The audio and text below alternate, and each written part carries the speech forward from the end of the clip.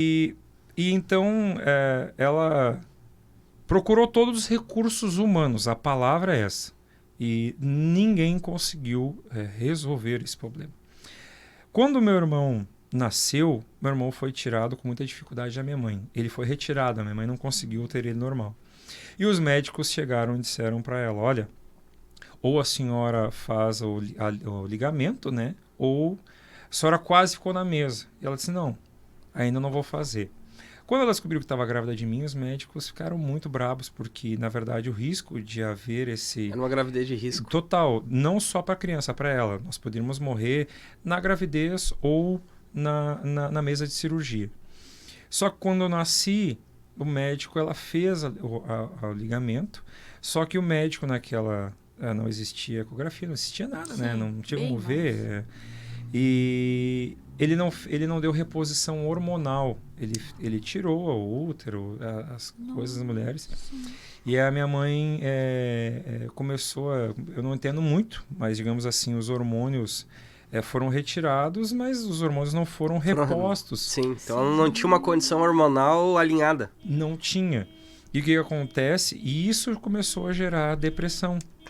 Só que a depressão dela se tornou um quadro, vamos dizer assim, violentíssimo, né? Sim. Eu me lembro quando eu chegava em casa, a minha mãe era... o quadro que eu me lembro dela era lá em cima da cama chorando. Não existia outro quadro, não existia. E na adolescência, meu irmão vendo aquilo, para a juventude, meu irmão saiu dos caminhos de Deus, foi para uma torcida organizada do Inter. Nem vou falar o nome aqui para não, mas foi para lá. Então, já sabe, numa vida não tinha dia para sair, não tinha dia para voltar, era uma vida completamente louca, na totalidade da sua palavra, loucura. Sim. E a mãe nos hospitais e tal, quando estava em casa chorando, muito remédio. Ficava um tempo internada, voltava um pouco para casa, era só repousando à base de remédio. Só. Na verdade, eu dizia que a minha mãe ela vivia dopada. Porque tinha muitas vezes que eu chegava em casa, a mãe só olhava para nós. Ela tinha o tamanho da dopagem pela medicação, que medicação é uma droga, Sim. só que é uma droga... para vocês verem o nível de dopagem que ela entrava por causa do remédio, ela só chorava, nos olhava e... Minha mãe, para tomar banho, precisava de ajuda. Enfim, era um quadro bem assim... Eu vivi isso na minha infância. Então, automaticamente, assim, tipo assim, não conseguiu te acompanhar na escola? Nada. Eu rodei a primeira série, na minha época eu rodava, e eu rodei na terceira por causa disso. Na primeira eu não tinha minha mãe. Então eu ia pro colégio, só chorava, queria minha mãe, rodei. Na primeira série, quando eu fiz novamente, eu já tinha minha mãe em casa. Até metade da segunda série, então eu tinha minha mãe às vezes me levar. Aí tu se desenvolveu um pouco mais. Me desenvolvi. No final da segunda série, minha mãe de novo. Recaiu, tudo mais, e aí eu rodei. Reprovou de novo. Aí, da terceira até ali a sexta, sétima série, ela tava aos trancos e barrancos, mas ia. Depois ela teve um período mal, eu repeti a sétima série. E aí depois, graças a Deus, a gente já mais adulto, então tu já vai entendendo algumas coisas mais, mas eu tive 3 anos de atraso no colégio. E eu me lembro que o meu pai, ele sempre foi muito crente. Meu pai, eu me lembro como se fosse hoje assim, os ensinamentos dele, né? Foi alguém que me ensinou a ter caráter, ensinou a ser um homem, ensinou a ter atitude, ensinou a ter respeito, ensinou a esperar o processo de Deus, me ensinou que Deus nunca vai destruir algo para me abençoar, muito pelo contrário, eu vou fazer parte da bênção do meu irmão, porque quando eu for abençoado é uma rede, quando tu é abençoado eu sou abençoado, isso para mim ficou muito claro desde criança, que é automático isso. E eu me lembro que desde criança, para encurtar, a gente ia nos cultos, e aí teve um culto que eu...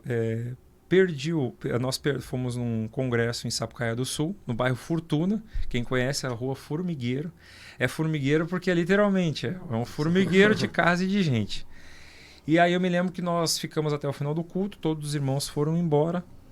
E eu me lembro que o meu pai, eu parei no meio da rua, assim, nós entramos na principal da Fortuna, que vai cair lá na Siderúrgica, na Gerdau. E aí eu disse, pai... E o ônibus? Ele olhou para mim, não, meu filho, já não tem mais ônibus. O último ônibus passou. Eu disse, como é que nós vamos, pai? Eu com o violão emprestado nas costas. Ele disse, nós vamos de a pé. E eu morava no bairro Cambuim, depois do centro. Então nós iríamos atravessar, literalmente, atravessar toda a cidade de madrugada. E eu me lembro que eu comecei a chorar. E eu parei com o violão emprestado no meio da rua. E eu disse, pai, não canto mais para Jesus. Não toco mais para Jesus. Jesus é muito ruim para nós. Que idade tu tinha? Eu devia ter uns 12 para 13, no máximo 14 anos. Não tinha mais do que isso.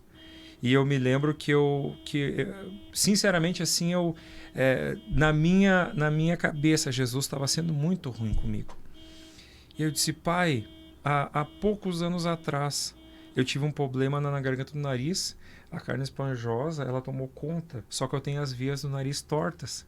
Então a minha respiração, de madrugada, ela trancava. E a minha mãe e meu pai tinham que me acordar, eu me acordava completamente suado, todo vermelho. Enfim, resumindo, me levaram para o hospital de Porto Alegre. Disseram, seu filho vai ser operado em uma semana, porque numa dessas de trancar a respiração, se você não acordar, ele não volta mais, ele morre. Então o caso dele é de urgência. Operei. Quando eu operei, o médico disse, uma das vias dele é torta. Não tem como eu operar.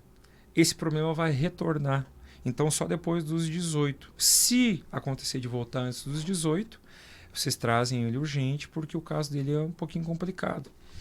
E eu me lembro que um dia eu estava em casa e eu me ajoelhei no quarto. E eu disse assim, Espírito Santo. Eu tinha ouvido uma mensagem na igreja que dizia assim, você não precisa esperar um congresso para Deus te curar. Você não precisa esperar alguém que tem o dom de cura para Deus te curar. Jesus pode te encontrar no teu quarto em secreto hoje e você ser curado. Eu me lembro que eu cheguei no quarto, me ajoelhei e levantei as mãos para o alto. E eu disse assim, Jesus, hoje, por isso a importância de você ouvir o que é ministrado pelo homem de Deus. Ministrado no culto, a palavra. Eu acho que é por isso que o inimigo ele tem tanta raiva e faz com que as pessoas percam o foco do que Deus está falando, ministrando através da palavra dele.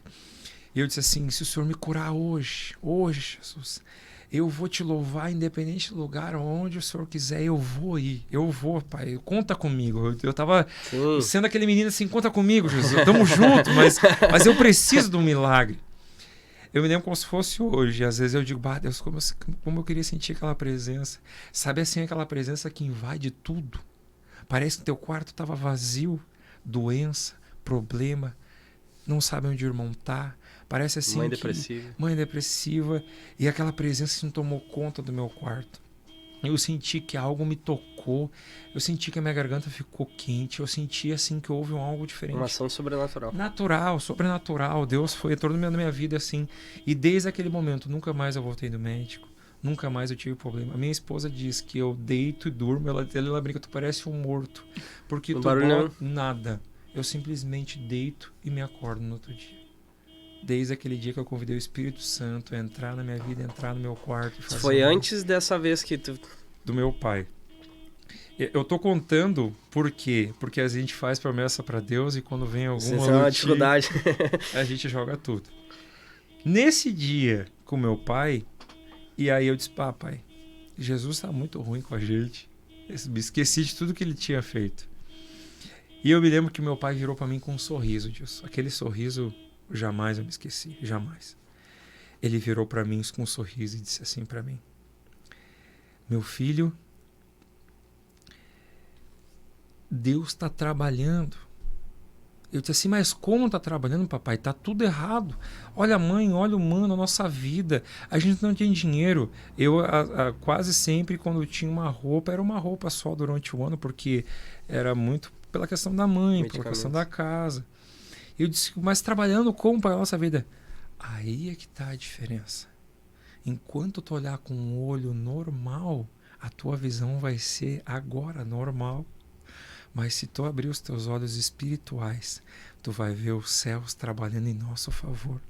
E tu vai ver que o hoje vai ser aquilo que muitas pessoas precisam amanhã, através da tua vida. Quer que eu te diga uma coisa? Mas com um sorriso, mano. Nós vivendo... Convicção. Por isso que o meu pai é crente.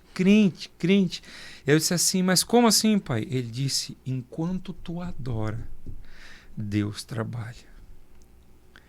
Pode estar vivendo a maior luta que nós estamos vivendo, meu filho, mas enquanto tu adora, Deus está trabalhando. E lá na frente tu vai entender. Eu me lembro que eu mais chorando, brabo com o pai, brabo com Jesus, brabo com tudo. Eu disse, então o negócio é não parar de cantar. Ele disse, não, meu filho, é não parar de adorar. Quando a dificuldade vir, dá o teu melhor. Faz o teu melhor. E tu vai ver o que Deus vai fazer na nossa vida. Eu me lembro que naquela madrugada, olha que coisa louca. Um cara, motorista das lotações dos ônibus, naquela época era a lotação, era as vermelhinhas, quem é de Sapucaia vai se lembrar disso. Ele se perdeu da rota, que se perdeu nada. O Espírito Santo botou a mão no volante e fez ele lá no fundo da fortuna. E ele abriu a porta assim, nós estendemos a mão, ele... tu tá indo pro centro. Pois é, eu me perdi aqui e tal. Aí eles, e vocês, nós perdemos, nós moramos do lado do centro. Não, entra aí que eu vou dar... Aí meu pai foi passar na rolê. Não passa na rolê. Não passa na rolê. Não precisa pagar, vocês vêm aqui na frente e a gente vai conversando. E aí ali já me alegrou os 80%. Eu disse, não, Deus foi já, né? Entramos na lotação, fomos para casa. E aí o pai disse, o que eu te falei? Chegamos em casa, passou um tempo. Como a mãe tinha tido todos esses tratamentos e nada adiantou, alguns irmãos deram uma ideia. Eles disseram, irmão, nós estávamos orando e é de Deus. O que o senhor acha da sua esposa, assim, pro meu pai, se internar no desafio jovem? Aí naquela época, a gente na verdade, assim, ó. Eu, Josué de Souza Nascimento, eu me criei numa igreja muito tradicional, em usos e costumes, muito rígida. Então tudo era pecado, tudo era errado, tudo era muito demônio, tudo era o diabo. Então, com o passar do tempo, a gente foi tendo uma abrangência a mais do que era o reino de Deus, do que era doutrina, usos e costumes. Então a gente ficou muito assim, ó. Porque qual é a primeira impressão? Vamos dizer que tá com demônio e vai se internar. Que é drogada, que é isso. Não, irmão. É que assim, ó, no desafio, eu acho que tu pode falar melhor que eu, que tu já esteve lá. O maior trabalho, a maior terapia é jejum e oração. Espiritual. E como tudo que já podia ser usado humanamente já foi usado, vamos partir 100% para o espiritual. E eu me lembro que a minha mãe foi, e nessa época o meu irmão estava no Haiti, a primeira missão de paz do Brasil, em 2004, o meu irmão estava lá. Que legal. E isso vão fazer 20 anos agora, esse ano que vem. E aí eu já tinha 15 anos, eu tô com 35. E aí a minha mãe e meu pai, não, vamos lá. Conversaram com a mulher. É o primeiro caso, se você chegar em Desafio Jovem, em... Três Coroas? Três Coroas. Se você chegar lá, foi o primeiro caso, foi minha mãe. Que não era droga, nada, abstinência, nada. Era uma questão mais de sociabilidade. Exatamente. E aí eles conversaram, se acertaram. E eu me lembro que no primeiro mês que eu cheguei lá, eu me lembro que quando abriu a porta, a minha mãe veio correndo e me abraçou a mim. Nossa. Foi de cara, presente, assim, ela se abraçou. E eu me lembro que quando a minha mãe veio correndo, aquela pessoa totalmente inchada, porque os remédios vão te inchando, eu já vi que a minha mãe estava bem mais desinchada. Conversando, ela dizendo, não, aqui nós oramos e tal.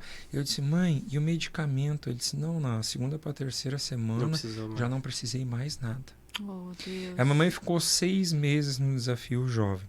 Até hoje. Ontem ainda eu conversei com ela.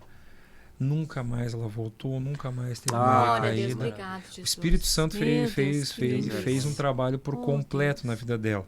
Né? O meu irmão, depois que voltou do Haiti, o meu irmão tem algo muito, muito interessante aqui. Que eu queria... Eu tô sentindo muito arrepio aqui. Eu tô sentindo muita presença de Deus. Porque essas lembranças lembram da dependência de Deus. Eu sempre falo... enfim. O meu irmão, quando ele saiu da igreja, ele pregou o quartel. E quando deu a primeira missão de paz, o Espírito Santo falou com meu pai, se ele disser que ele quer ir, faz ele ir. E o meu irmão foi para o Haiti, para resumir, chegando lá, tu andava com um fuzil todo, né? E disse que daí teve um dia que ele estava na rua fazendo a monitoramento, né? A vigilância.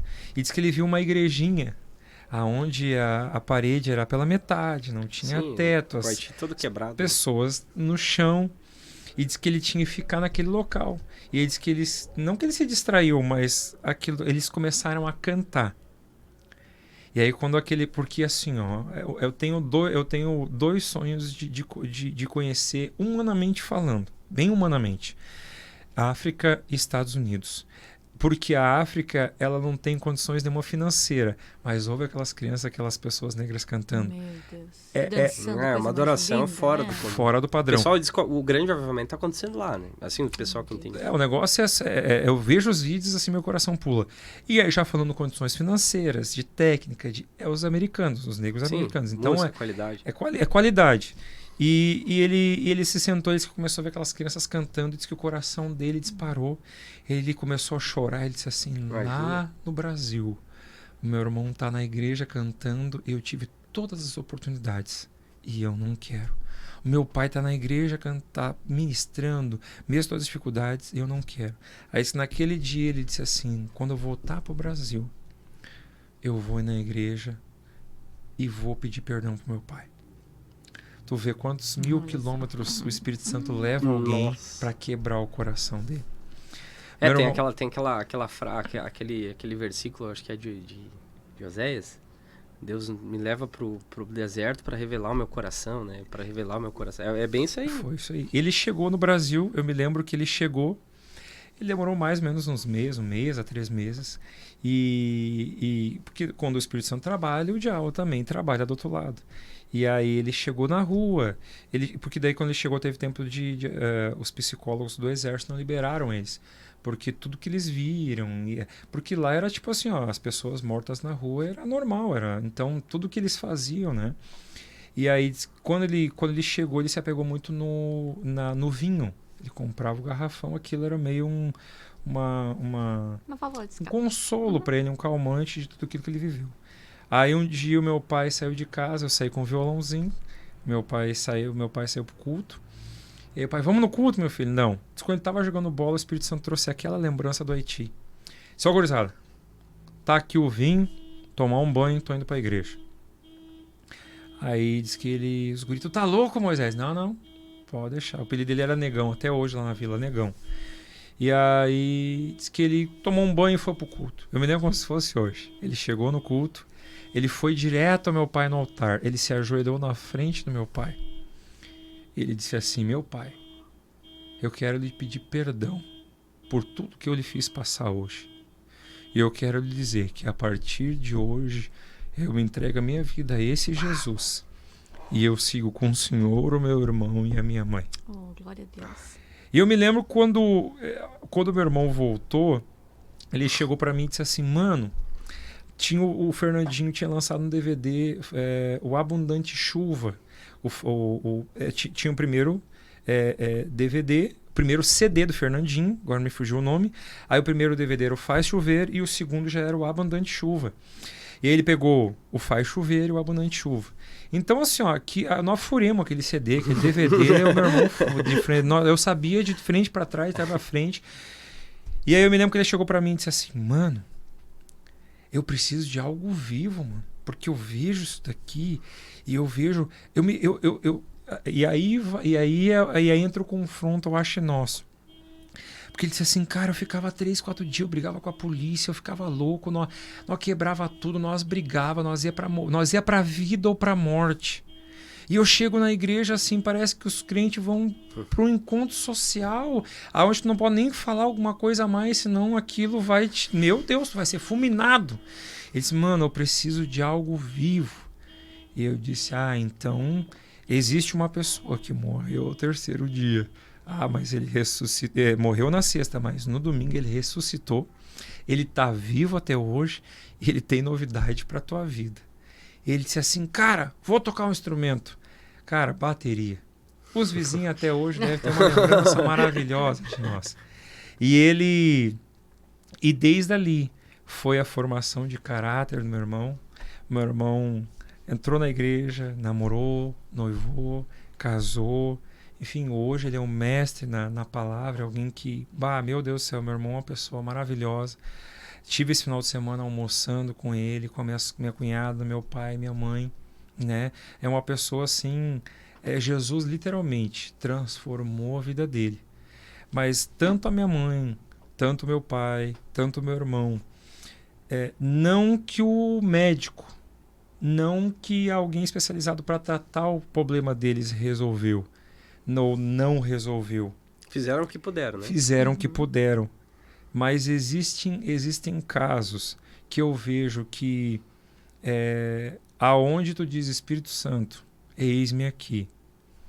Cansei de dar desculpa, cansei de me esconder, cansei de dizer que eu não vou para o caso do fulano, do ciclano, do beltrano.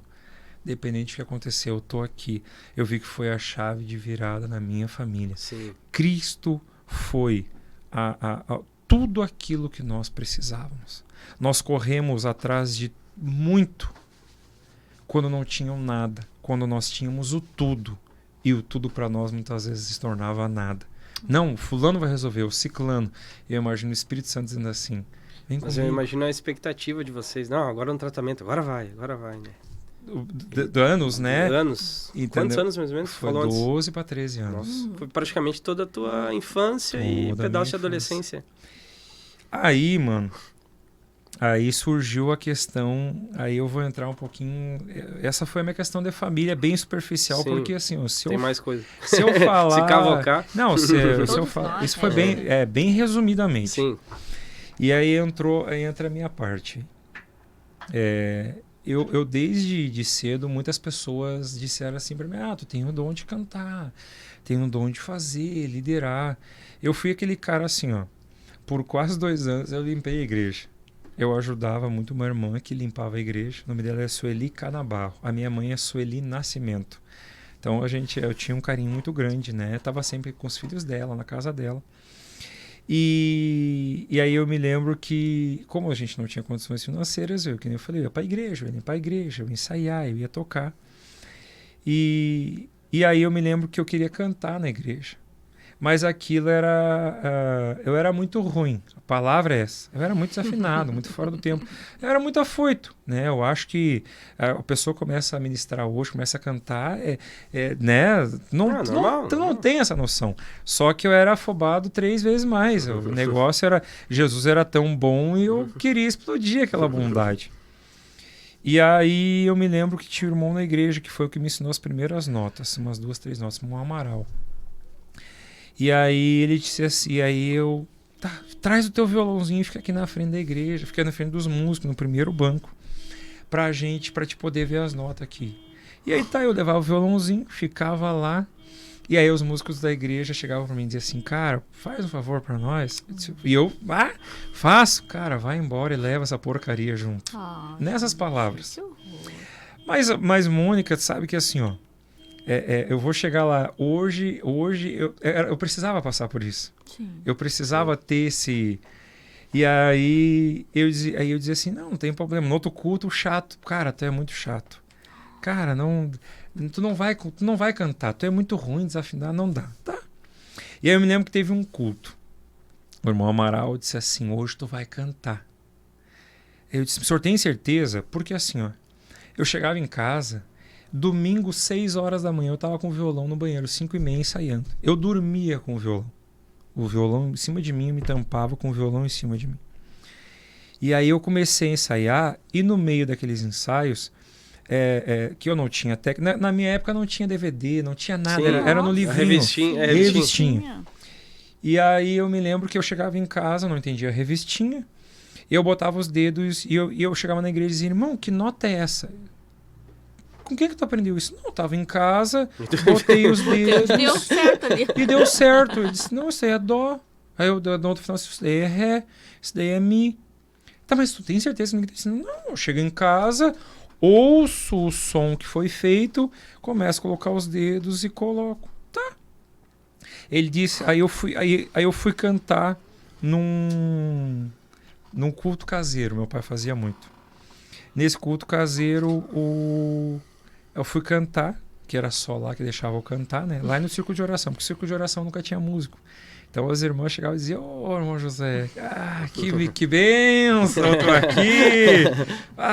Que maravilha, Deus vai te usar, Deus vai te abençoar. E aí eu me lembro que naquele culto eu fui cantar e a minha mão literalmente pegou fogo. Literalmente, eu não senti os dedos, eu só parecia que virou uma brasa de fogo. Fechei os olhos. Os irmãos me elogiaram, que benção, que hino abençoado. Hoje tu tocou muito bem. Eu não me lembro, até hoje eu não me lembro de nada. Nada. E aí o irmão Amaral me viu, aí chegou nesse culto e disse, hoje tu vai cantar.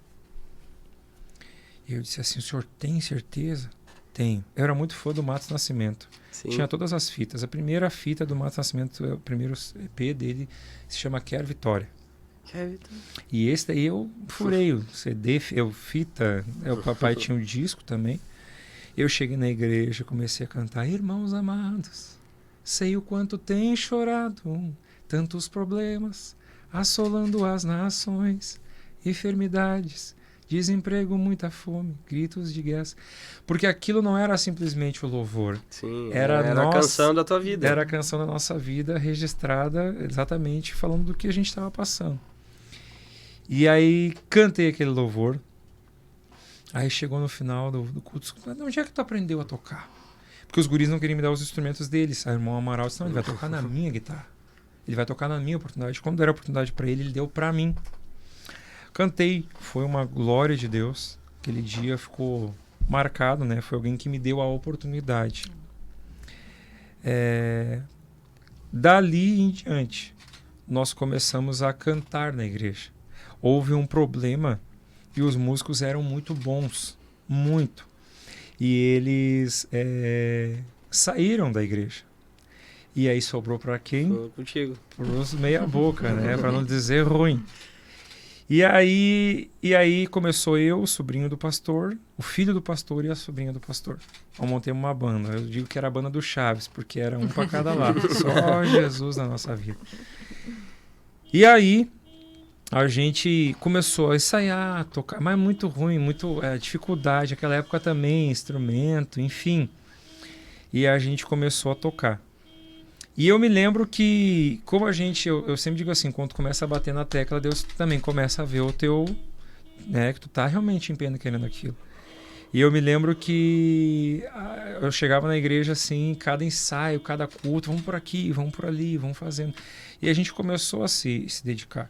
Só que eu via que na minha vida isso estava acontecendo muito rápido para aquela época. Eu via assim que, já aprendi 3, 4 notas, já comecei a cantar, já comecei a, né?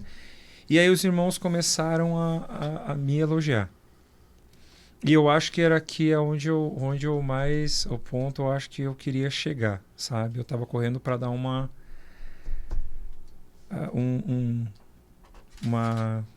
ênfase. Uma ênfase a mais, um sentimento a mais aqui. E aí eu me lembro que eu chegava em casa e dizia, pai. Porque os irmãos, eu entendo os irmãos. Os irmãos dizem, cara, tu salvou o culto. Cara, tu cantou muito, cara. Ninguém canta como tu. O problema não é o elogio, mas era a forma com que ele é dado.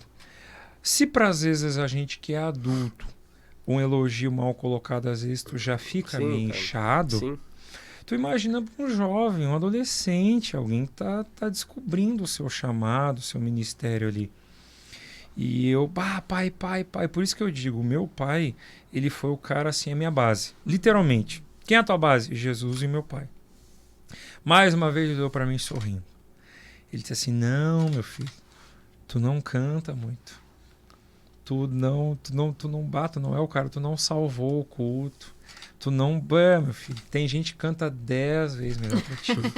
Tem gente que é muito melhor que tu. Tu tá recém-engatinhando. Era a palavra que ele mais usava pra mim. Tu tá engatinhando. Mas como, pai? Todo mundo, só o senhor que é contra mim. Ele dizia, não, meu filho. Olha só, meu filho. Sabe por que, que as pessoas estão te elogiando? Sabe por que, que as pessoas estão dizendo que tu é bom? Sabe por que, que as pessoas estão fazendo isso? Eu digo, não, pai. Porque elas estão vendo uma evolução, Quando tu ensaia mais, te coloca mais, te dedica mais, te consagra mais, é automático, vai ficando melhor. O motorista, quando sai hoje do CFC, ele sai todo cheio de medo, de perigo, dando algumas erradas, deixando seta, às vezes tal. Mas deixa passar uns 3, 4, 5 meses para te ver. A pessoa já vai dominando. Só que o perigo, meu filho, não é... Daqui a um tempo tu vai ver, tu vai tocar bem, tu vai cantar bem. Só que daí que tá. O perigo é de tu confiar no teu braço. Entenda que sempre foi e sempre vai ser o Espírito Santo. Enquanto ele for o teu amigo, for quem te guia e for para quem tu tá louvando, meu filho, tu sempre vai saber administrar tanto o elogio quanto a crítica também, e tu vai sempre procurar um momento, um lugar de excelência para Jesus. Então se eu me colocar mais, eu vou cantar melhor. Vai. Se eu orar mais, as pessoas vão sentir mais Deus. Não só as pessoas. Começa por ti. Tu vai sentir mais Deus na tua vida. Então tá. E comecei. Só que chegou uma época na minha vida, e hoje eu entendo com o Espírito Santo, que algumas coisas, não nos irmãos, mas sistemáticas, já não me alegravam mais. Eu já estava fazendo já não mais por adoração a Deus. E aí eu cheguei para o pastor da época e disse assim, pastor, eu preciso conversar com o senhor. Sentei com ele, disse, olha pastor, eu não estou mais satisfeito. O que eu pedia para o senhor? Eu liderava a banda, cantava, eu vivia na igreja, era domingo, segunda, terça, quarta, eu tinha a chave da igreja, tudo. O senhor me dá um tempo no banco, eu preciso de ter um diálogo com Jesus, ver o que está acontecendo, ver o que, para mim, tomar essa decisão. E ele disse, não, meu filho, fica na benção. Eu não é que eu não concordo, mas eu acho que não é por aí. Mas se tu acha que vai te fazer melhor, naquela época nós já tinha uma porrada de músico, já tinha um monte de cantor, então foi fácil de haver a substituição. E aí no meu aniversário, em 2013, eu fui convidado tinha um show de um cantor que eu gostava muito chamado Davi Passamani. Ele era do Ministério Ipiranga. Ressuscita, ó terra que estava morta. E até hoje ele é o pastor do Casa Worship, né? Em Goiânia. E aí ele está em Portão, no Folksfest. E eu disse, não perco por nada. E aí teve um irmão da Charlau que mostraram o meu vídeo para ele. Naquela época estava entrando os celulares com uma câmera melhor. E ele gravaram, mostraram para eles, cara, esse é o cara da minha festividade. E a festividade era bem no meu aniversário. E aí ele me conseguiu meu telefone, me ligou. Ele disse, cara, tá aqui o cartaz, tá aqui tudo e tu vem cantar. Não, eu disse, não, cara, é meu aniversário. Primeira vez o cantor aqui, eu vou ver o cara. Não, mano, não, é isso aí. Aí ele disse, não, mano, tu tem que vir pra cá. Eu disse, não, cara. Não, mano, eu não aceito, não. Já tá divulgado nas redes sociais. Acho que naquela época eu tava iniciando o Facebook, eu acho que não tinha nem o Instagram ainda, né? Tinha saído o Orkut. Tinha caído e o Face tava bombando. E aí eu disse assim, cara. Eu disse, não, se tu não vir, eu vou dizer que tu não quis vir. Eu disse, então tá, eu vou.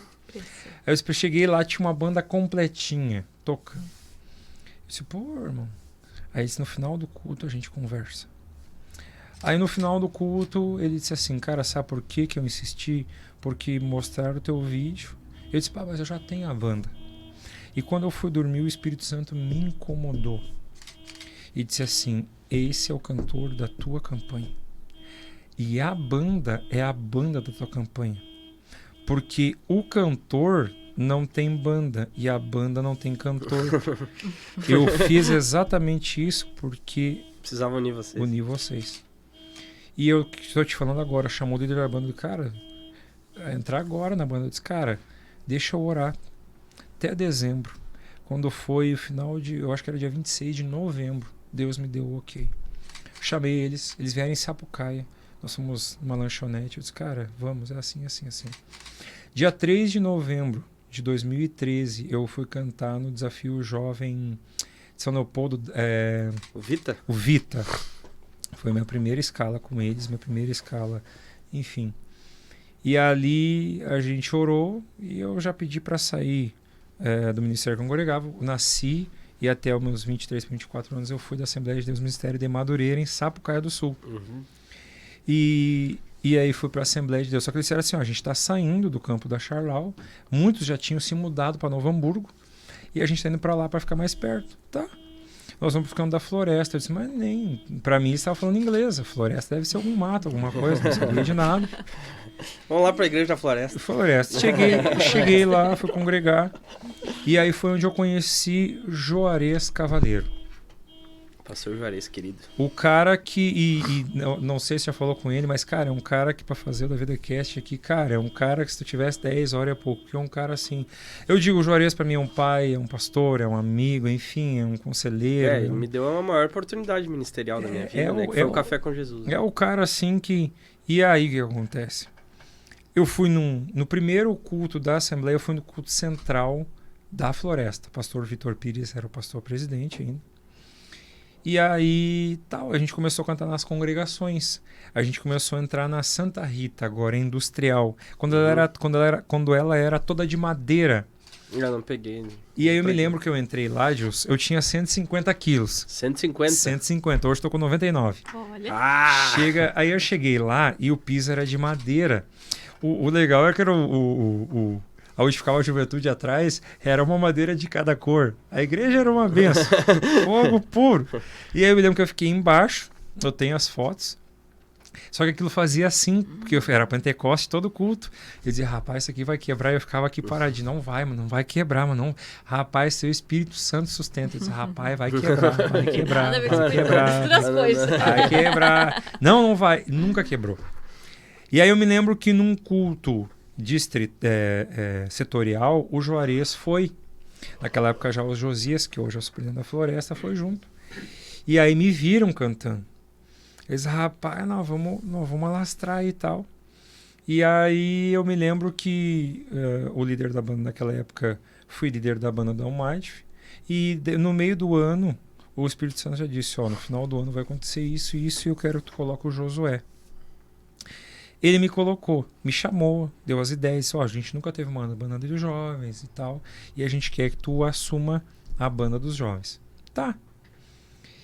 Quando eu assumi a banda dos jovens em Novo Hamburgo, depois de um tempo eu também assumi por um tempo a regência do coral como um dos regentes, né? Ali eu me lembrei da oração que eu fiz lá atrás. Minha igreja, minha cidade, Vale dos Sinos, Estado. Eu disse, Jesus, já tô vindo pro Vale, né? Sim. Peguei e comecei a fazer a banda. Só que o Juarez Cavaleiro, o meu pai, a gente sempre foi muito alegre e tal. O meu pai, ele sempre me ensinou que isso foi minha base, caráter, né, tudo mais.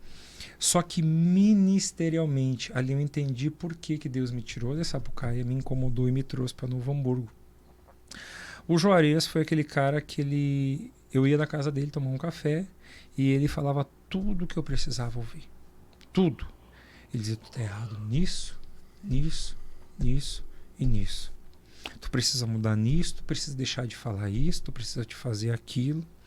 Muitas coisas que ele até me passou, que até era um pouco fora da curva para a nossa igreja, ele disse, não, meu filho, vamos fazer assim. Ele sempre foi o cara que me deu o norte. Se tu for por aqui, eu tô contigo. E no final de cada lição, para mim era uma lição, mas não na palavra ruim, na palavra lição boa. Ele dizia, se tu quiser entrar por aqui e sair por aqui, quando ele vê isso, ele vai se lembrar. Nós vamos continuar te amando da mesma forma. Não mudei nada a nossa relação. Só que tu não vai chegar a lugar nenhum. Agora, se tu ouvir e praticar, lá na frente tu vai entender o que eu estou te falando. Sempre dei ouvido, sempre. Escutei ele, né? Mesmo no erro, assim, procurava mudar. E ele começou a me dar uma oportunidade, começou a me indicar para fora, para os lugares para cantar.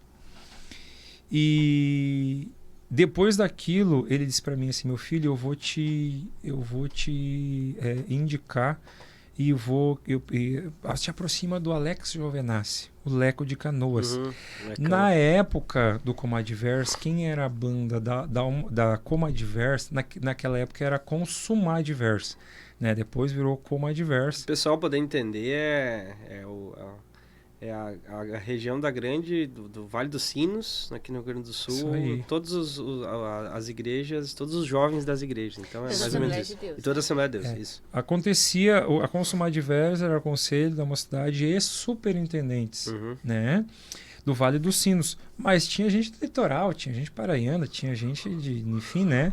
E aí quando o pastor Adalberto, o pastor Samuel fundaram realmente a Almadergues e aí dividiram as regiões, aí virou Comadverse, que é o Conselho da Mocidade da Assembleia de Deus do Vale do Rio dos Sinos. São os jovens da Assembleia de Deus que compõem o Vale dos Sinos, né?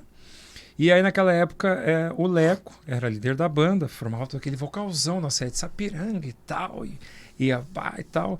E ali eu comecei a ir só lá nos ensaios dele. Participei do congresso da Almighty, que disse, mano, eu quero que tu participe. Tá. Foi o cara que ministerialmente, música, foi o cara que me deu o norte, falou muito comigo, me ensinou.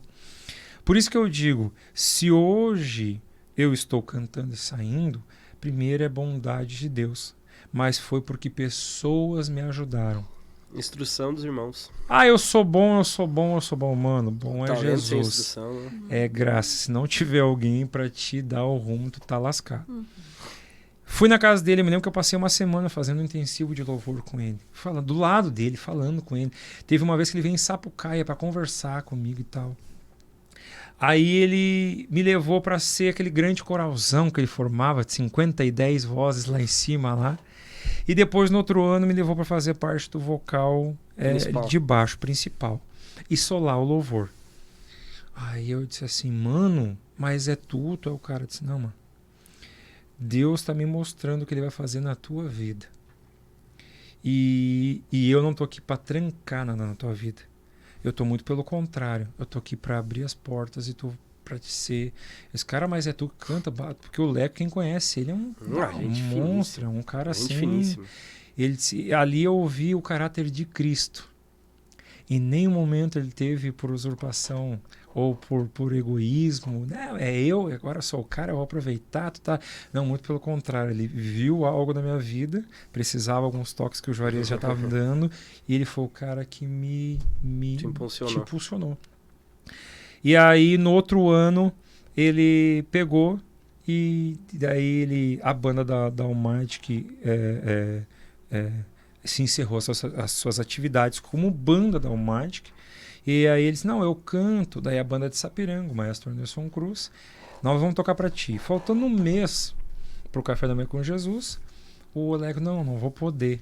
Aí o pastor Gilmar me ligou pro Anderson, naquele tempo era o Oziel e a Miriam, que hoje estão nos Estados Unidos. Falei com eles e tal. Aí eles... eu tô ficando velho, mas minha mente tá legal. Me lembro as datas, me lembro os nomes. Eu tô com medo daqui a pouco de chegar... Como é que era o nome mesmo? Como é que era a data mesmo? Eu tô nessa fase. Mas assim, ó, eu peço ao Espírito Santo, não me deixar esquecer tudo que eu vivi, tudo. E aí, faltando um mês... montar banda, montar ensaio, montar tudo. Fomos pro café. Todo socialita, de gravata. E eu toda hora aqui, eu nunca tinha. Meu primeiro terno foi pro Café da Manhã com Jesus. Tenho até hoje ele guardado. Nossa. Minha esposa disse, por que tu não bota fora? Eu disse assim, é que assim... É uma memória. É algo que me traz coisas boas. É algo que me diz assim, ó, enquanto tu continuar humilde, foi algo... Eu me lembro como se fosse hoje. Eu não tinha dinheiro para comprar um terno bom e eu comprei numa... Não vou dizer a marca aqui, mas uma marca mais simples. Sim. E o terno é todo meio torto. Se rasgou na hora que eu tava lá e tal. Mas pesava também. Mas eu... Sabe? Já tinha emagrecido bastante. E aí... fomos cantar no café. E desde ali, Gilson, as portas se abriram imensamente. Foi algo que Deus trabalhou. O café, eu posso dizer, foi algo assim que Deus impulsionou.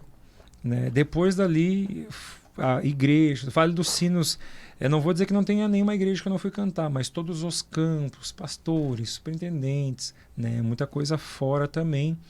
Então, hoje eu vejo a ação de Deus. Esse ano, a gente só não saiu fora do Brasil porque senão fechou datas, né? Alguns estados para fora também. Então, eu creio que 2024 está chegando com bastante novidade, bastante coisa.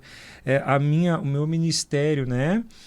Eu não posso falar algumas coisas aqui porque não aconteceram ainda, mas 2024 já tem alguém já tem alguém cuidando das minhas mídias sociais. Muitas das coisas que estão acontecendo lá bem devagar, já não sou mais eu, né? A minha esposa, se Deus quiser, também vai me acompanhar ministerialmente em tudo.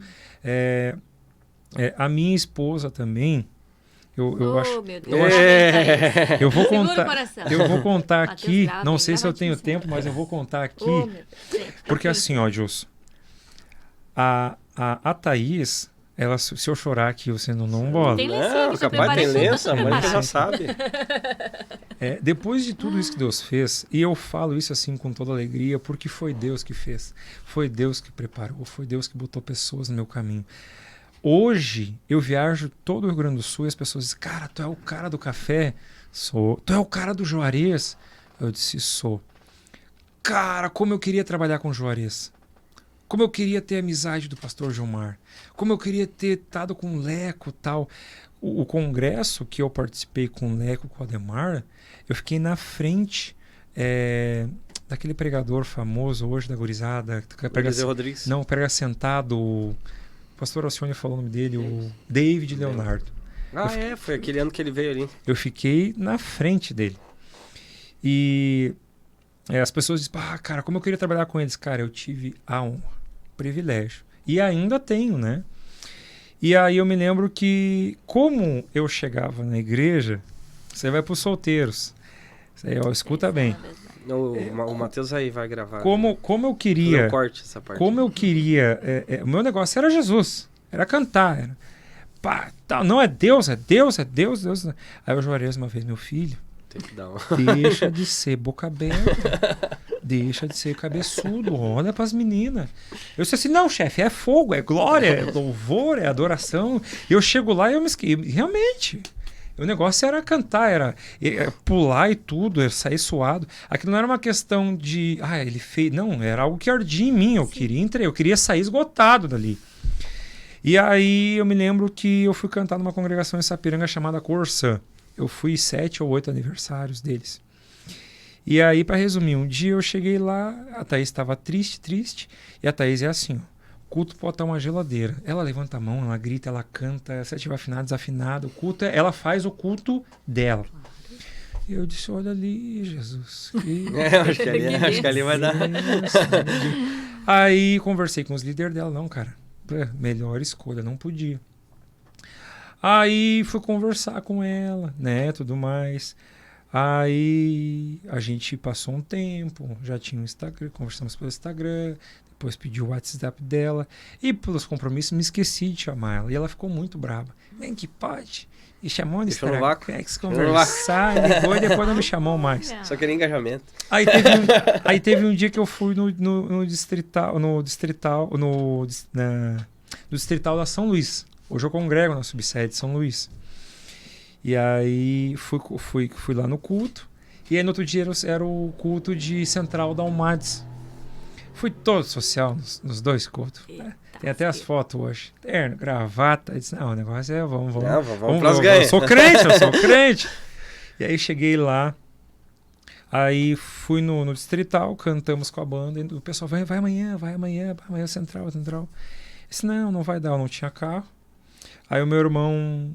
Cheguei em casa, eu vou falar com meu irmão não empresta o carro, não vai emprestar. Disse, mano, amanhã sim, tem um culto lá em Sapiranga, tu me empresta o carro, pode levar. Opa, é de Deus. Eu disse assim, mas mano, que amanhã é Sapiranga, eu vou no final da tarde. Não, pode ir, empresta, bem de boa, bem tranquilo. Tá. Cheguei lá, quando eu tava indo pra lá, meu baixista mandou um vídeo, mano, olha a primeira vez que a gente esteve na Corsã. Só eu, meu baterista e meu baixista, tá? Cheguei no culto, era o pastor Arnaldo, presidente. Quando ele disse, Deus me tocou aqui para quem que precisa de uma cura, vim aqui. Eu disse, vou no banheiro para no final conversar com todo mundo, né? Conversar e tal. Aí, quando eu fui no banheiro, ela e mais 2 amigas na porta do banheiro feminino. Aí tem que passar pelo feminino para ir no masculino. Eu disse, ela ficou na minha frente. Eu disse, eu vou no banheiro. Ela disse, aham. Aí vai a primeira dica, tem homem que não cata nada, cara. Se a mulher tá te dando as indiretas, tu tem que catar. Fica a dica aqui, cara. É pecado? Não é, mas larga um pouco do PlayStation. Larga um pouco do videogame. Te consagra um pouco mais, meu querido, né? Aí, tá aqui. Aí eu mostrei pra ela, tá aqui hoje, meu baixista, tal, mandou e tal, hoje ainda. Sabe, irmão, uma benção. Vamos cantar muito, que unção, paz, na tua vida e tal. Eu disse, muita unção também na tua vida. O quê? Não, é unção, é graça. Aí chamei ela pra conversar. Conversamos. Eu casei com 33 anos de idade. Eu digo que toda a espera ela valeu a pena. A Thaís hoje ela é uma menina crente, ela é uma menina sábia, é uma menina que me apoia em tudo, é uma menina humilde, está sempre ajudando os outros, ajudando a sua casa, é a menina que está sempre junto comigo, é a menina que vende as nossas camisetas no final do culto, conversa com os irmãos, me deixa a par de tudo. Nós não temos segredo. Nós somos, muito pelo contrário, somos muito, muito confidentes.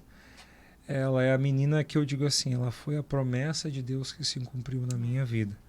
Ela foi tudo aquilo que Deus me fez viver, ela foi o cumprimento de tudo isso.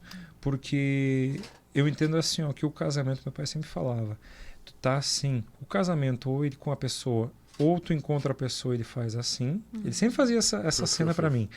Ou tu encontra a pessoa e ele faz assim. O máximo que pode acontecer é tu travar.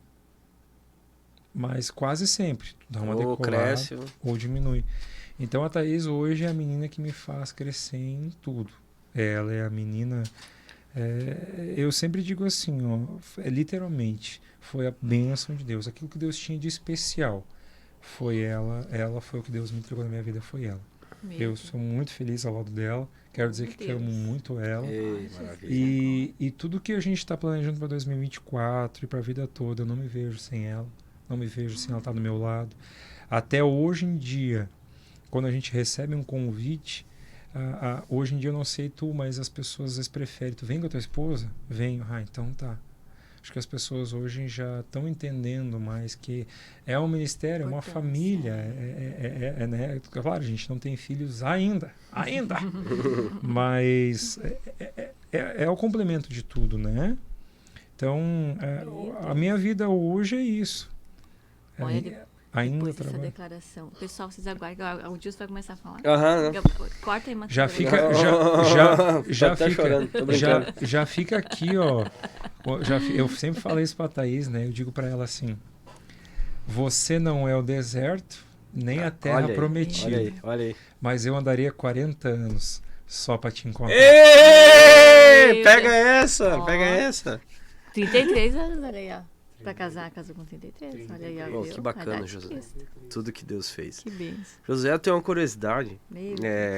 Agora vem as perguntas polêmicas. Não é nem pergunta. Né? Nem. Não, mas tu teve um processo também fisicamente falando, né?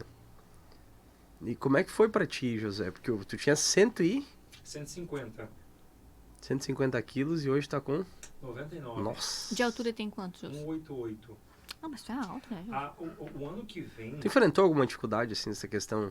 O ano que vem, esse ano, lá na empresa e na clínica, eu faço um tratamento de 2 em 2 meses. Eu faço um check-up geral. Eu sou diabético, para quem não sabe. Eu não comecei a emagrecer por causa da diabetes. Mas os últimos 10 quilos, eu tive auxílio do medicamento. Então, 40 quilos eu perdi por conta própria. E os outros 10 teve o auxílio do medicamento. Porque quem usa medicamento para diabetes é automático. Ele emagrece. Eu tenho diabetes por lado de pai e por lado de mãe. Toda a família é diabético. Toda. Então, o ano que vem eu tô querendo ver se eu faço alguns conteúdos sobre a diabetes. Irmão, a doença do século, escute o que eu estou falando hoje, se chama açúcar. Glaucoma nos olhos, açúcar em excesso. Diabetes, açúcar em excesso no sangue. Osteoporose, açúcar em excesso nos ossos.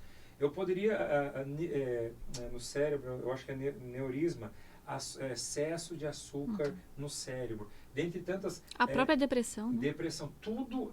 Irmãos, eu faço de 2 em 2 meses. Se você soubesse quanta gente que e não se cuida. Não sabe. Ou se a empresa, a clínica diz, tá começando a ser diabético. Não, é só para ter aqui para ir.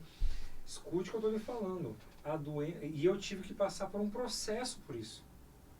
E o ano que vem, aonde eu vou, isso que é legal o Espírito Santo, eu pensei, só eu que sou diabético. Não, o pessoal se identifica. Muita gente tá ou tá começando a ser, e diz, mas tu é diabético, como é que te cuida, como é que tu te faz, como é que é... Vai falar um pouco da tua rotina, assim, e tal. Por causa que hoje em dia, tu perde as contas de quanta gente ou está ou está começando, iniciando um quadro de diabetes. Por quê, mano? Quando eu comecei a ter, eu me lembro que eu estava na Santa Rita e eu fui para Taquara levar uma irmã, uma pregadora, uma cantora.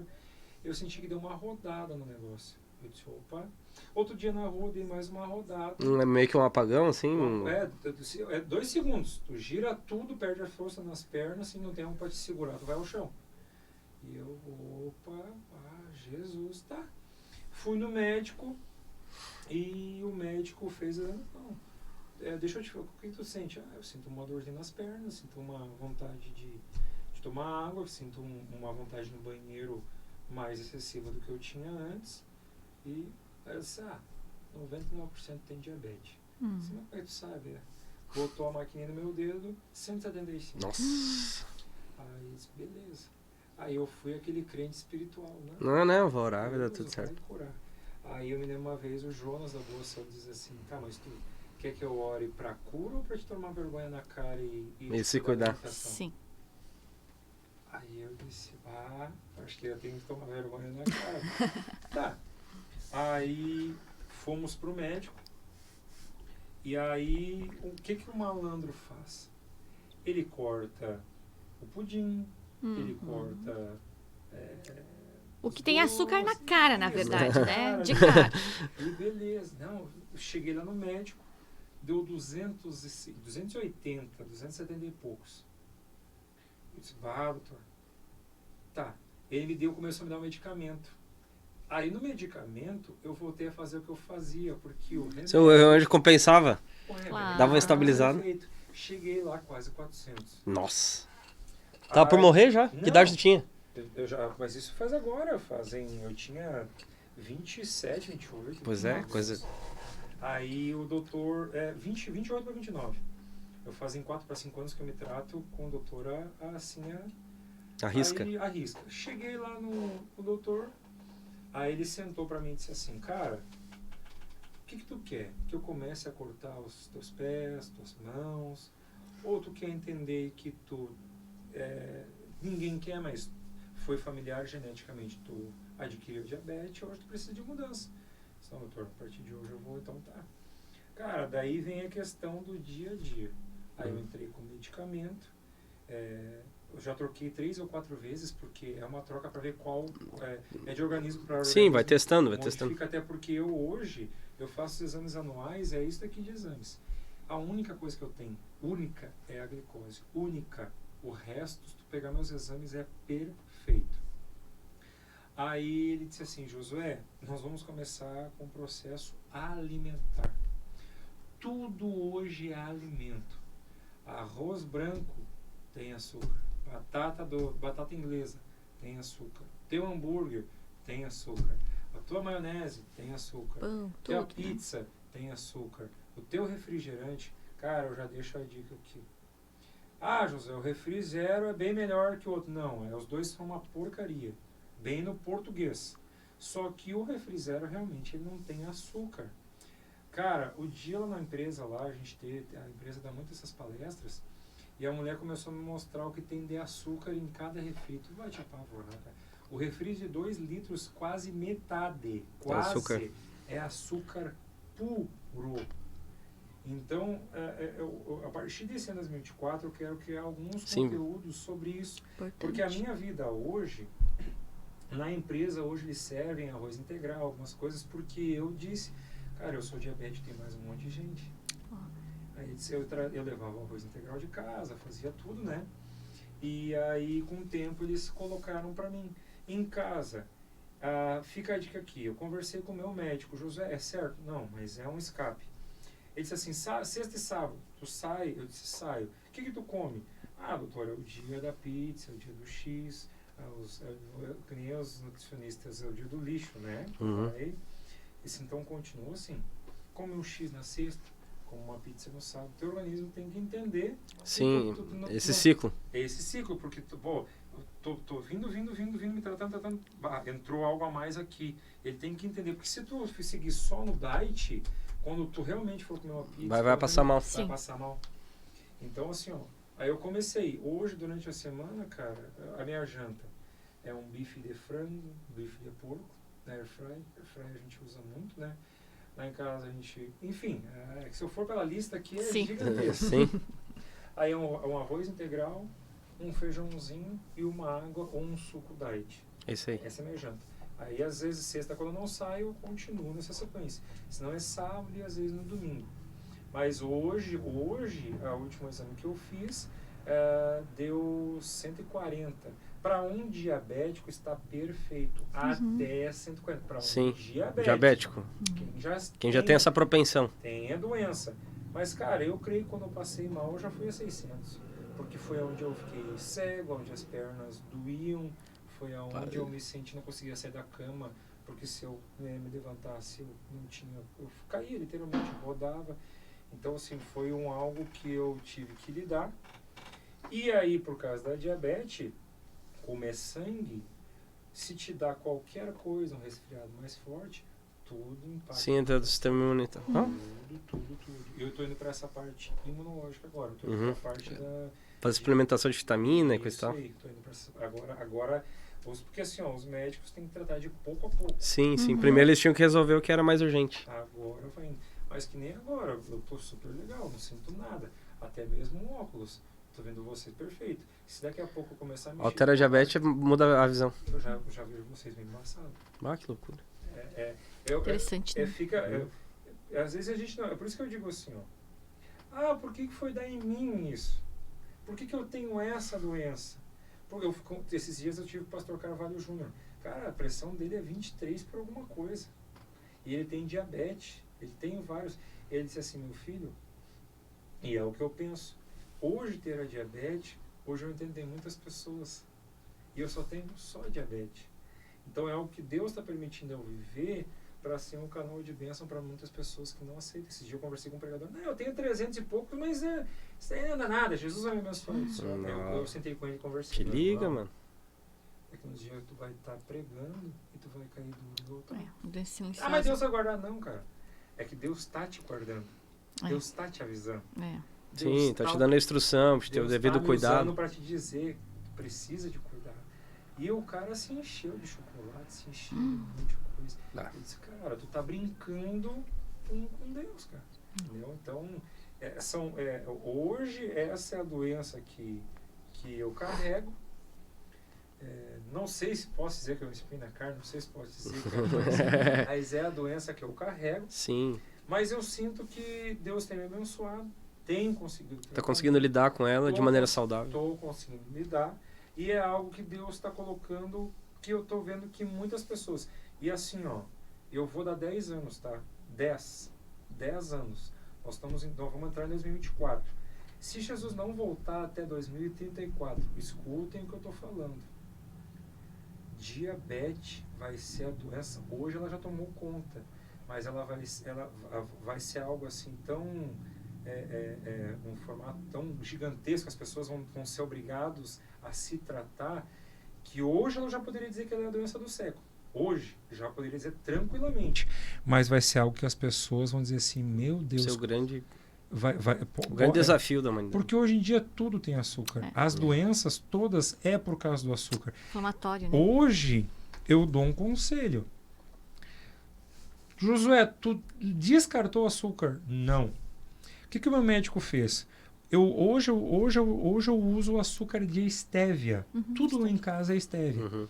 Enquanto eu uso 1 colher de açúcar de estévia, tu precisaria de 5 colheres do normal para adoçar como ele. Então a questão não é muitas vezes o corte. No início, mas é a dosagem. É que nem academia. Vou fazer agora porque já em 3 meses eu tenho que... Sim. Não, aí depois eu... Não. Tem que diminuir. Porque tu pensa bem, eu tomo um refri normal. Se eu tomar o 0, eu já vou diminuir 1 xícara de açúcar em um dia. Se eu usar o açúcar de stevia, em vez de usar 5, eu estou usando para 1 dose. Eu vou usar 1 colher. Então tu pensa bem, se tu somar no final do dia o açúcar normal, a batata normal, o suco normal, a maionese normal, a batata normal. Se tu for somar no final do dia, cara... Mas é um saco de açúcar por dia. E é verdade. É verdade, é verdade. Agora, se tu botar em um ano, isso. Se tu botar em um ano, se tu usava 1 quilo, tu como 100 quilos, são 365 quilos em um ano. E tu bota isso em 10 anos. Imagina. Matheus não tem mais açúcar pra ti, tá? O Matheus tem que encerrar. O café, cara, é um vilão. Eu já tomo sem açúcar ou com eu tomo sem açúcar. Porque... Eu tomo com açúcar, mas eu vou melhorar. Eu prometo melhorar, gente. Tu toma 10 cafezinhos num dia. Cara, tu tá ingerindo tranquilo 200, 300 gramas de açúcar de dia. Com açúcar? Com açúcar. Com açúcar. Eu tomo, eu diminui, eu consegui diminuir.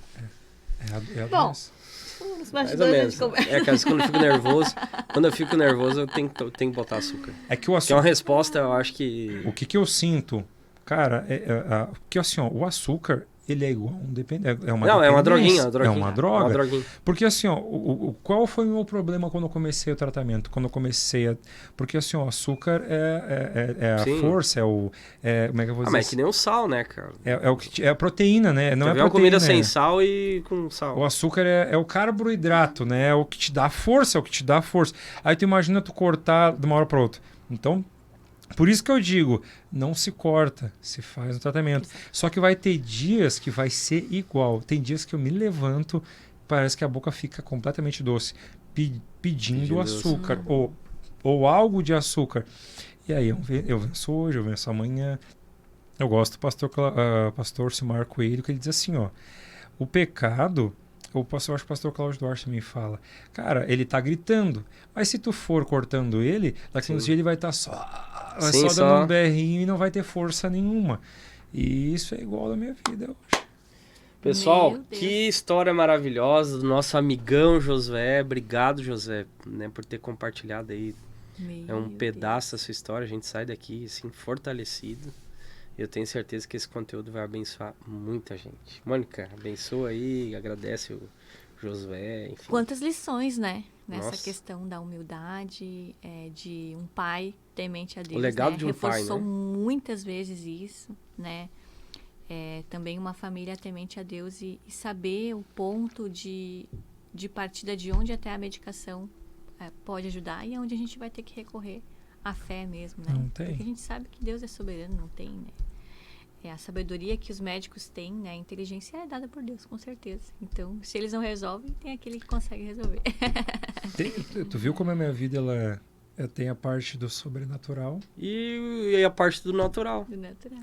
E eu não posso espiritualizar uma e demonizar a outra. Que elas andam em alinhamento, né? Exato. Acho que tudo que a ciência pôde fazer pela tua mãe, ela fez. De alguma forma, criou um caminho aí para ela, pelo menos, conseguir ir para dentro do centro de recuperação. Lá, uma intervenção sobrenatural.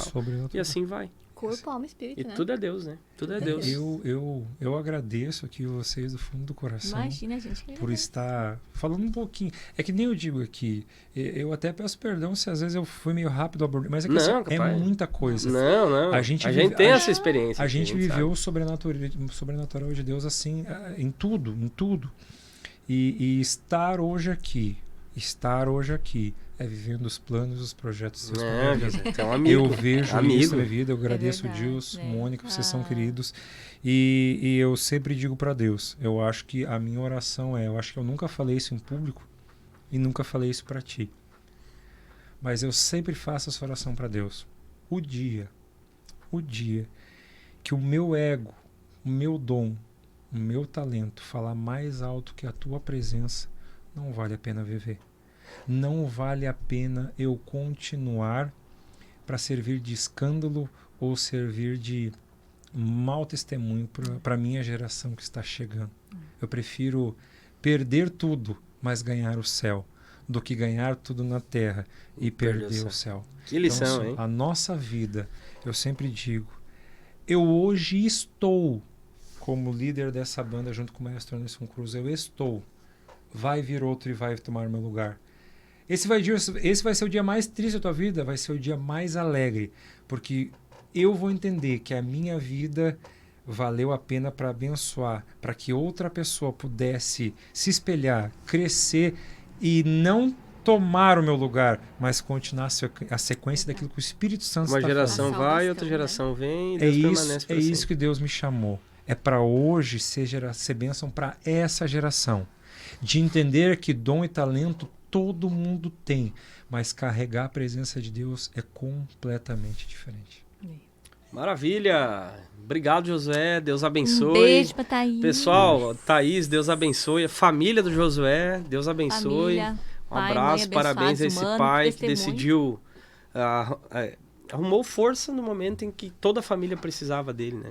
Que pai, que história, hein? Depois o Josu vem aqui falar de nutrição pra nós. É, isso aí, Eu vamos dar algumas posso- dicas. Eu posso vir e nas minhas redes sociais, Isso, vai acompanha- lá, corre lá. Deixa tuas redes sociais. Deixa as tuas redes sociais aí. Josué. Facebook é Josué Nascimento. Eu já quero dizer que a partir do ano que vem tem algumas mudanças, tá, pessoal? Vão seguindo aí que eu não sei, eu acho que eu vou mudar meu nome nas redes sociais. Sim. Algumas vai Gente, mudar primeira muito mão as minhas aqui. redes sociais para o ano que vem, muito.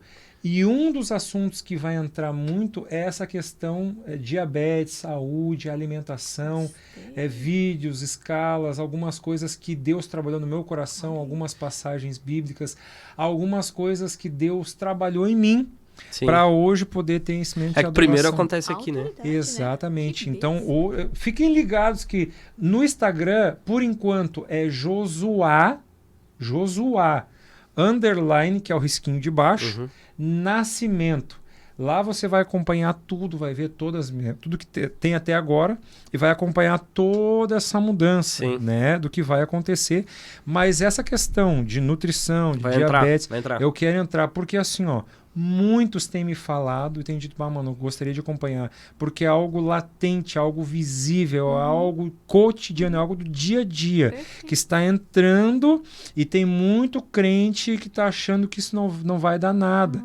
Irmão, não brinca com a diabetes, porque a diabetes, ela é sangue, e sangue nós estamos falando de corpo todo. Derrames e infartos, na sua grande maioria hoje, É é por causa da diabetes. açúcar. Que isso. Pessoal, Deus abençoe. Compartilhe o conteúdo. Manda pra quem você puder. Isso. Né, curte. Se você também quiser ser o nosso Nosso- patrocinador, temos aí. Entre em contato, tem nas redes sociais, Tá. tem os nossos contatos aí, você pode Vai ser uma benção. cooperar junto com a gente. Um beijo, pessoal. Deus abençoe. Deus abençoe, abraço, pessoal.